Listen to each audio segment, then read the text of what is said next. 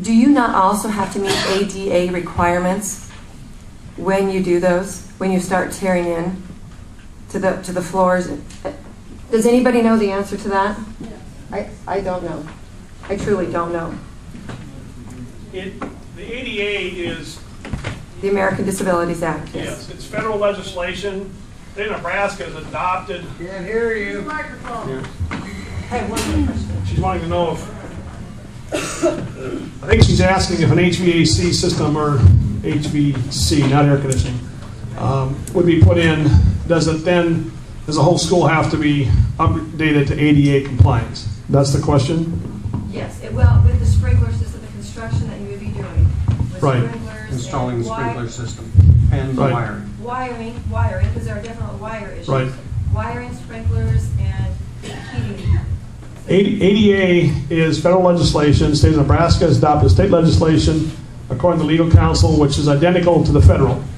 If you look at first big picture, if you look at the ADA, if you look at the U.S. Justice Department's website on their ADA enforcement, going back since 1992, there is not one court action or letter ruling of any kind by the U.S. Justice Department as of about a year ago when I last looked, against any public school anywhere in America for not being in compliance with ADA.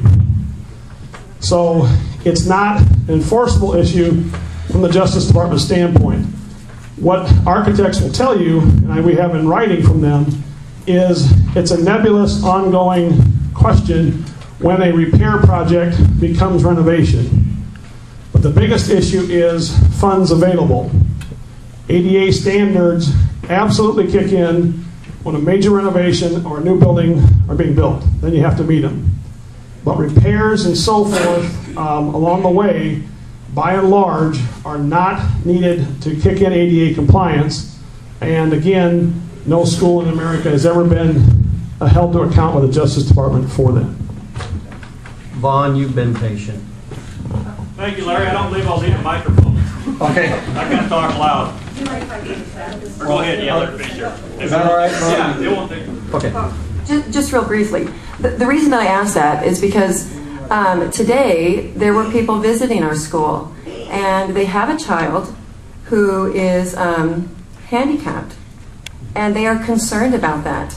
And so I guess my question is, if we need to do new wiring, and we need to do the heating system, and we need to do the sprinkler system, and we need to make our school accessible for this child and any other child. Ellen, your son was in a wheelchair on second floor when we had a fire drill. You know what I mean? I guess that we need to consider all those different expenses, and when you do all of those, you know, I just wonder where that would all fit. And with that, when we talk about making those ADA requirements, and we talk about, you know, what would we do with this small gym or the girls' gym, that's hard for me to say. But when I talk about that, you know, you're just talking about a media center there, and it's not, and you mentioned that, because that is where we would, the plan put in an elevator for those students who do need access to second floor and are not able to, not mobile enough to get there otherwise. So it's not just the media center there. We're fixing a lot of things there. How is that? How do they get from the bottom floor to the top floor now? Great question. Can I answer that? Yes. Great. Great. Really, right here.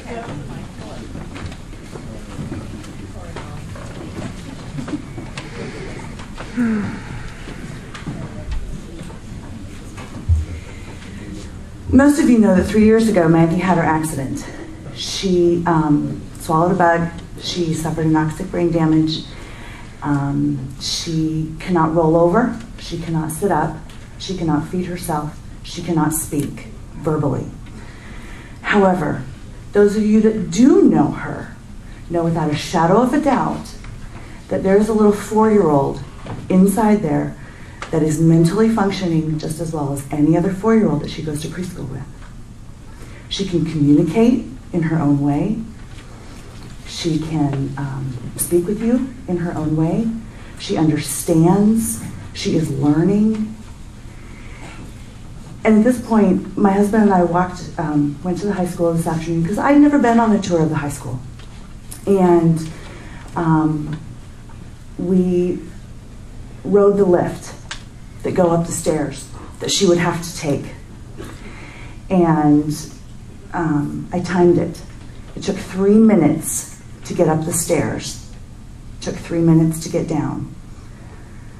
And there's no way to get around that lift that she would be riding up and down during a fire drill. I know that because I tried. So the lift itself cuts off a stairwell for other kids to be accessible to get out of the school during a fire. That lift takes 3 minutes to get up and 3 minutes to get down. That means if she's not on the lift at the bottom of those stairs, it's going to take 6 minutes, if she happens to be upstairs, to get the lift up the stairs and to get her back down to her classes on the first floor. I have a degree in education. I also have a special education degree. And I know that by law, they have to provide Maggie with the least restrictive environment. They have to give her the best that she can. And you can't tell me that simply because she can't walk up the stairs to get to the biology class in the second floor, that she doesn't have a right to take biology class? Because that's essentially what happens if we don't put in an elevator.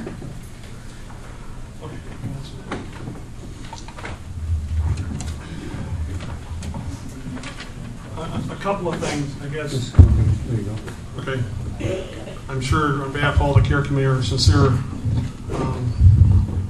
sympathy for what happened to your daughter and the life that she now has, which is not ordinary for a 4-year-old. We have a 5-year-old yet, and so I know kind of what that's about. But to that end, I think, one, in the bigger context, there, with sprinkler systems especially, there just simply in the last 6 years hasn't been a fire risk as such. So for the routine coming and going, a lot of schools in that situation will reschedule homerooms in different rooms. They may have a lab and stuff that has a specialty up on a second floor. I don't know. But a lot of times they'll just reschedule each year around a handicapped child and keep their homeroom on the ground floor. But in the case if she was on the second floor, and what statistically doesn't happen, would happen, I'm betting there's some principal or school teacher or somebody, or a couple of high school boys, a time like that when there's a real fire, that probably pick her up and run with her and get her out of that school. I'm sure you got some chivalrous young men yet that would, in that situation, would overcome a 3-minute ride and would care enough about her. I would bet that if she was on that lift and there was a fire, they would take her off the lift and get her down there a lot faster than that. And I don't think there's anybody here that would disagree that that wouldn't happen. No one's gonna let that happen. Vaughn, I believe you still have a question. Yeah, and I still probably don't need a mic. I talk pretty loud. Okay. Your auctioneer's voice comes through. My question somewhat, I think, got answered during the time I was holding my arm up.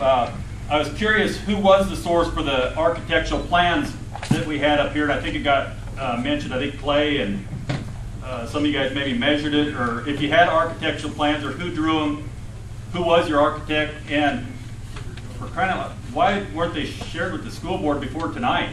You know, right here? Yeah, or is that just... As far as the plans, we just drew it.